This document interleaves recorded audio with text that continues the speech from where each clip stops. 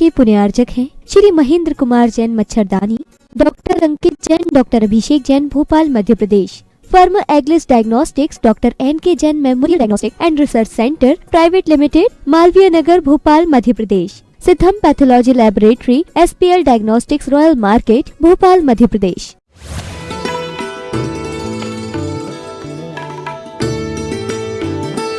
बाजार में घूमता है, आज ये सब्जी लेनी है, आज इधर जाना है, आज ये कर लेंगे। नहीं होता ना, माँ बोलो ना, ना कह रहे हैं। होता है, होता है, ऐसा ही होता आया है। इसलिए जो किया उसका फल नहीं मिल पाया, और मिला भी तो हमने अच्छे कार्य करते समय कहीं न कहीं ये विषय कषायों की परिणति एक क्षण के लिए सही, 1 मिनट के लिए सही प्राप्त की थी, जिसका फल हमें अंतराय के रूप में प्राप्त हो रहा है। क्यों नहीं भोग पा रहे हैं धन दौलत, पैसे, नाम शोहरत और इन प्राप्त हुए साधनों को? क्यों कह दिया डॉक्टर ने मीठा नहीं खाना और घी नहीं खाना?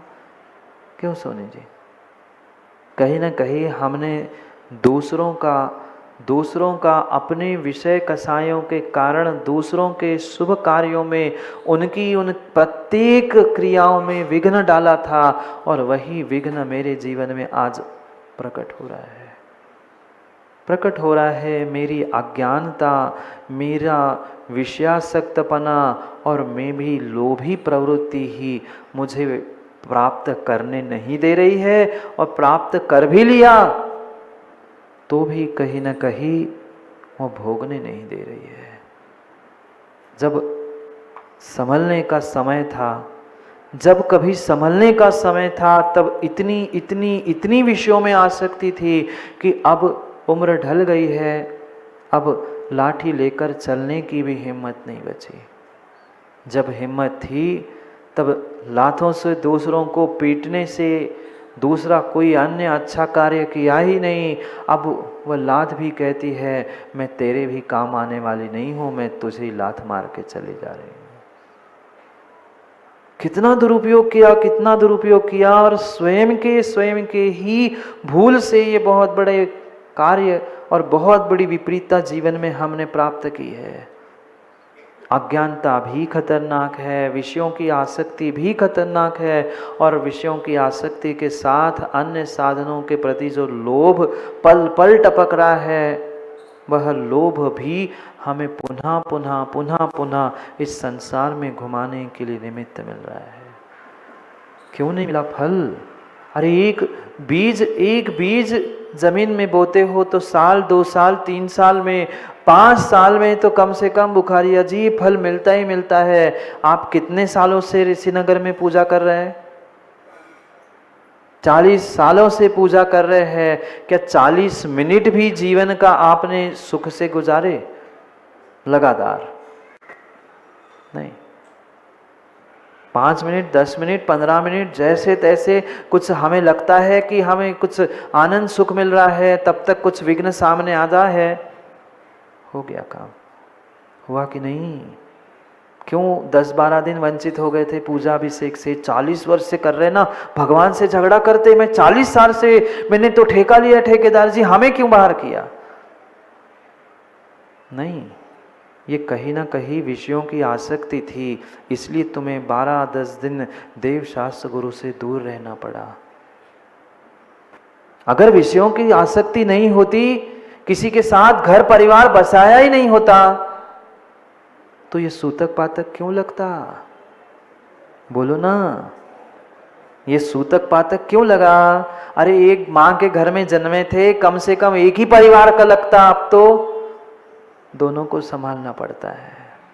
भले ही सूतक पातक वो उनका नहीं लग रहा है, पर जाना तो, निभाना तो पड़ता ही पड़ता है, निभाना तो पड़ता ही पड़ता है। फिर सोचो, ये अज्ञानी दशा थी कि ज्ञानी दशा थी? क्या जानते नहीं थे? जानते तो सब है महाराज जी, पर मानते नहीं है। जानते तो सब है पर मानते नहीं है, जानते सब है पर मानते नहीं है। जितना जानते हो ना ज्ञानी, उतना मानना सीख जाओ तो काम बन जाएगा, काम बन जाएगा, काम बन जाएगा।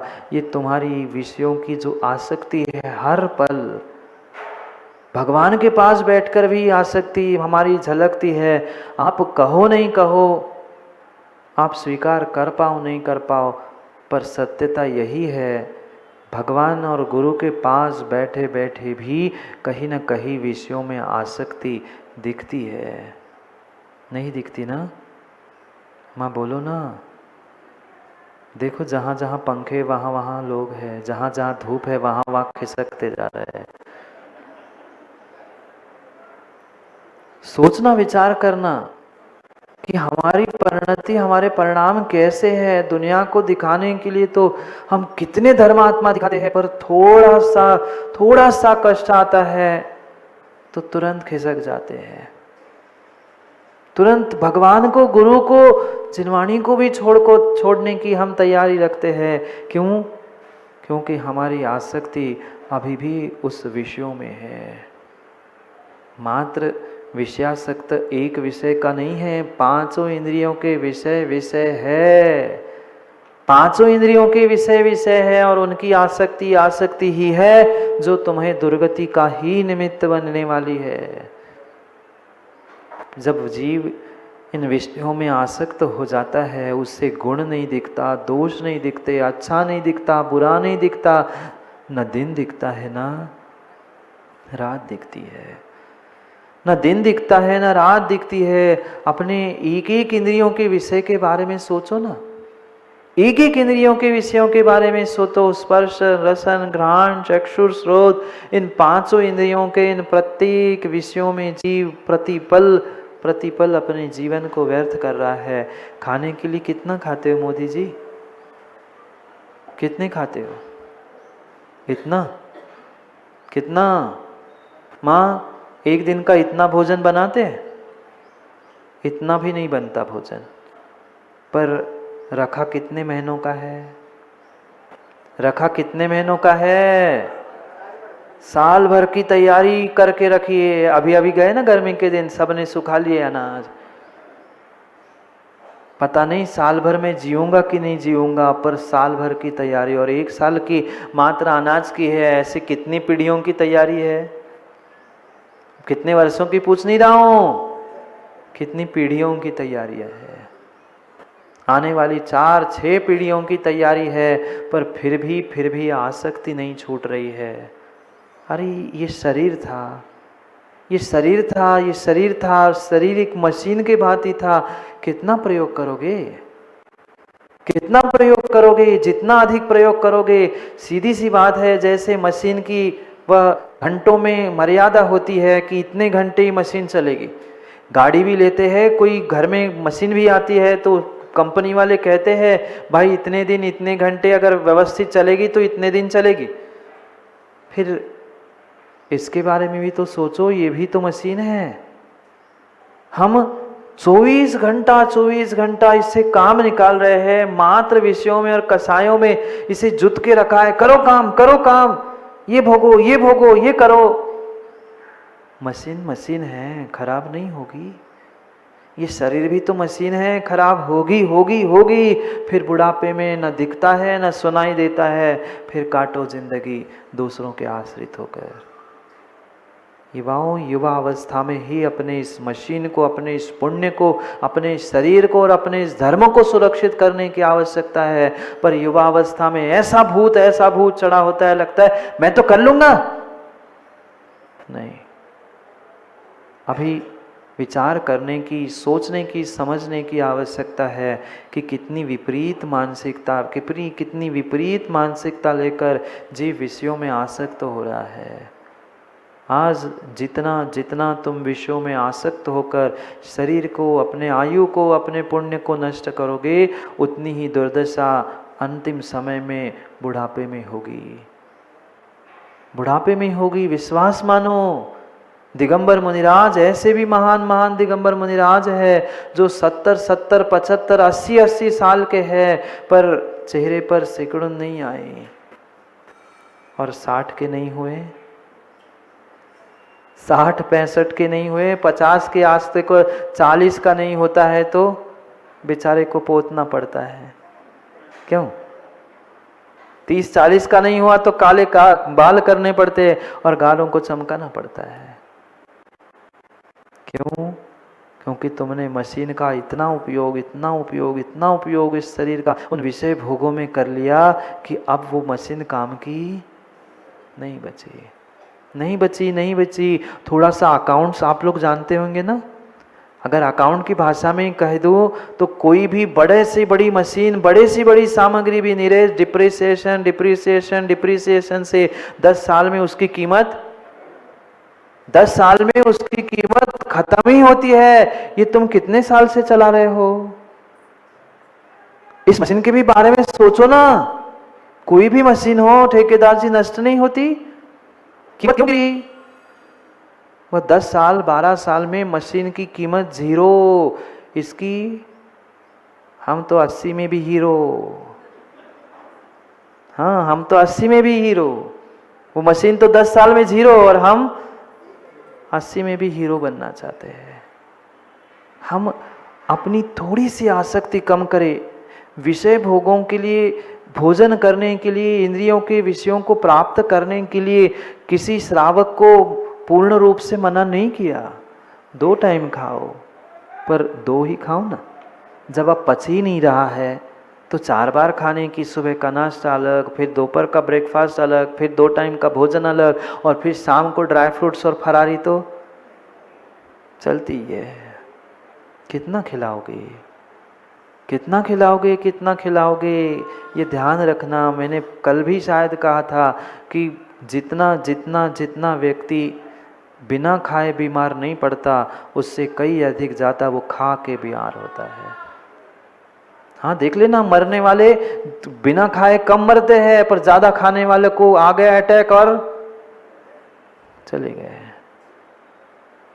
कुछ सीमा करने की आवश्यकता है। जो प्रतिदिन हम विषयों का भोग कर रहे हैं उनमें कुछ तो सीमा करो। कितनी आसक्ति है। एक समय का भोजन मां पचता नहीं है, अभी गले से नीचे उतरा नहीं है, तब तक शाम की मन में तो तैयारी हो ही गई। सुबह का अभी पचा नहीं है, सुबह का गिटका नहीं है, नीचे गया नहीं है, तब तक यह आसक्ति नहीं है। सामने मिल रहा है, उसे स्वाद लेकर बेचारा खा नहीं पा रहा है। शाम को बचेगा तो ये करेंगे, नहीं बचेगा तो ऐसा करेंगे। हो गया कल्याण। थोड़ा सा समझने का, अपने आप को समझने का और अपनी परिणति को बदलने का प्रयास करो। जब एक इंद्रियों के विषयों में आसक्त जीव मृत्यु को प्राप्त होता है। ज्ञानी, तुम तो 5 में आसक्त होता है। चंजी, तुम्हारा क्या होगा?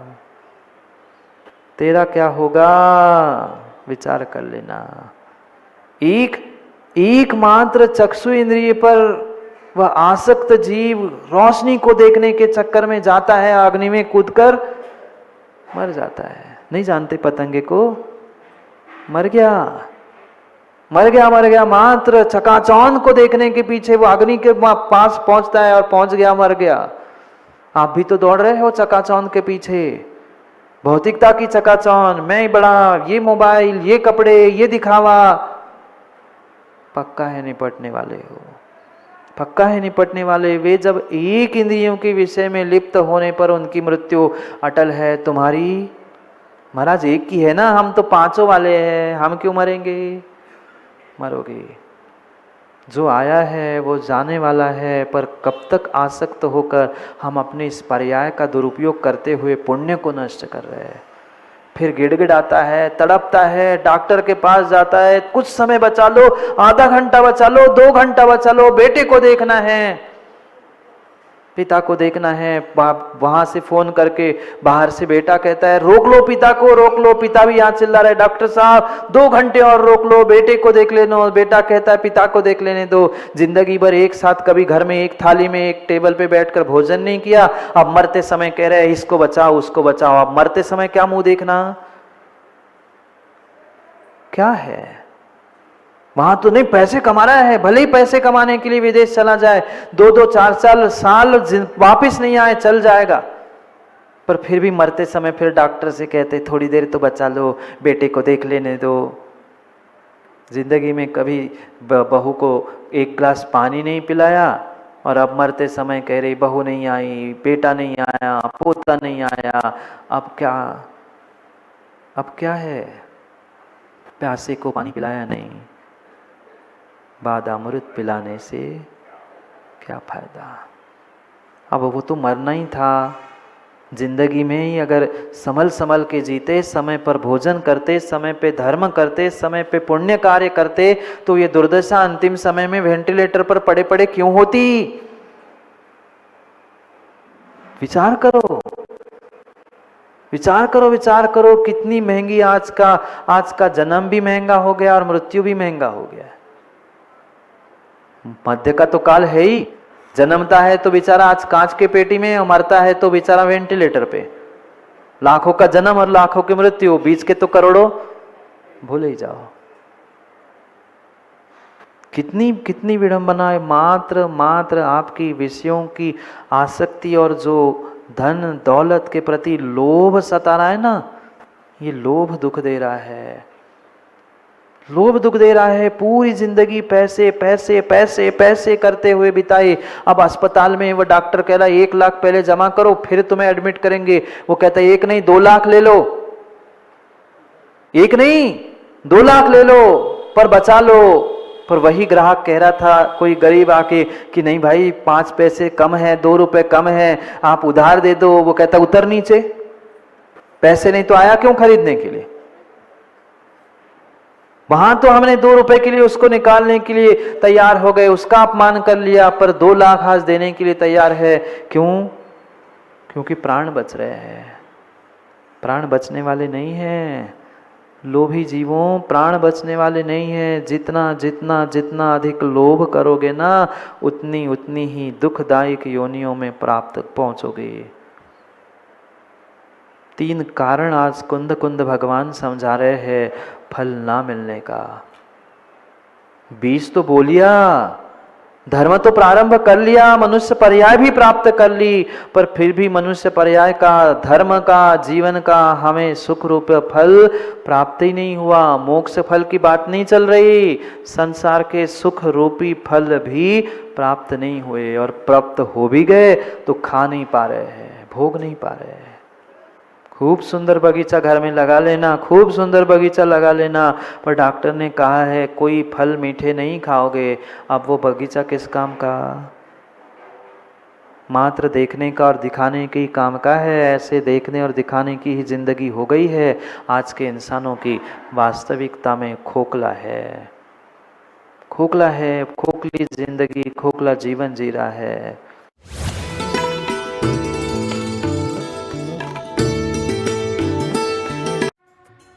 इस कार्यक्रम के पुण्यार्चक थे श्री महेंद्र कुमार जैन मच्छरदानी, doctor Ankit Jain, doctor Abhishek Jain, Bhopal Madhya Pradesh. Firm एग्लिस diagnostics, doctor NK Jain memorial diagnostic and research centre private limited, Malviya Nagar, Bhopal Madhya Pradesh. Siddham pathology laboratory, SPL diagnostics, royal market, Bhopal Madhya Pradesh.